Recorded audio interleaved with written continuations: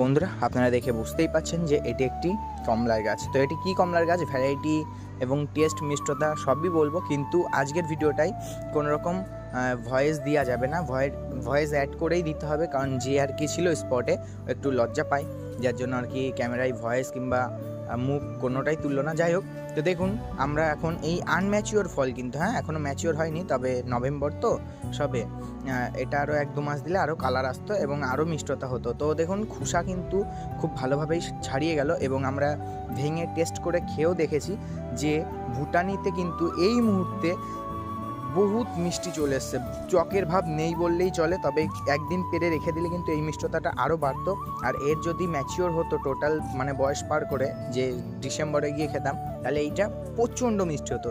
তো এই তুলনায় আমি বলবো যে আপনারা ছাতকি না করে ভুটানি করতে পারেন। ছাতকিতে ডাইব্যাক সমস্যা খুব বেশি, আর ভুটানিতে এসব কোনো প্রবলেম নেই।